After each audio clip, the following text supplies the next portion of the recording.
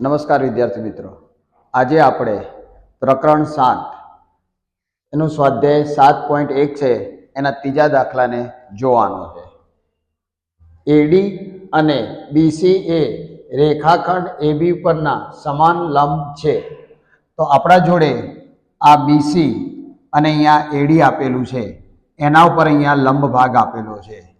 આ બંને એડી અને બીસી બંને સમાન છે. તો સાબિત કરો કે સીડી એ એબી ને લંબ દુભાગે છે.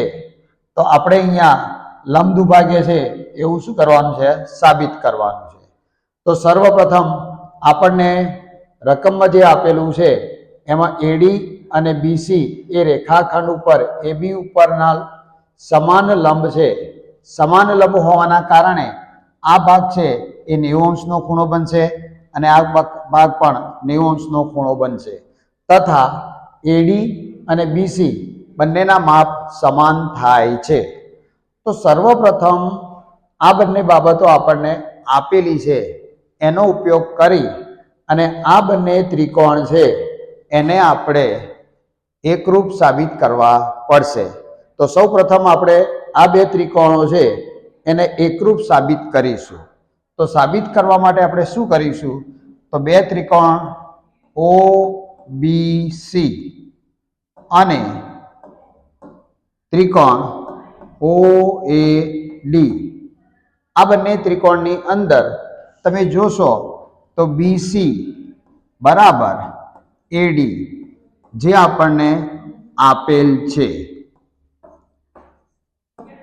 ત્યારબાદ આ જે 90 નો ખૂણો છે એ પણ આપણને આપેલો છે.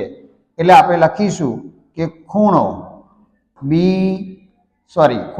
એ બી સી બરાબર ખૂણો ઓ એ ડી આ 90 નો થશે, એ પણ આપણને આપેલ છે.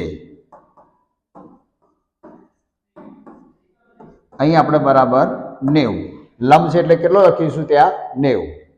હવે આ ખૂણો અને આ ખૂણો એ બંનેના માપ સમાન થશે.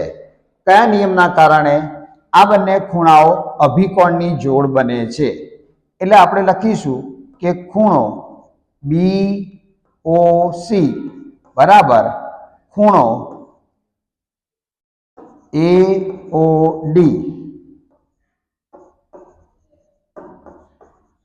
અભિકોણની જોડ માટે ત્રિકોણ ઓ બી સી એકરૂપ ત્રિકોણ ઓ એ ડી થાય. તમે જોશો વિદ્યાર્થી મિત્રો, તો આપણા જોડે આ બાજુ છે, આ ખૂણો છે અને આ ખૂણો છે. તો આપણે બા ની શરત મુજબ આ બંને ત્રિકોણ છે એકરૂપ થશે. બંને ત્રિકોણ એકરૂપ થવાના કારણે આપણે અહીંયા કહીશું ઓ બી બરાબર ઓ એ, જેને આપણે સીપીસીટી ના નિયમ અનુસાર આ બંનેને સમાન કહી શકાય. હવે આપણા જોડે બંને સમાન થયા તો અહીંયા એબી અને સીડી એ ઓ બિંદુમાં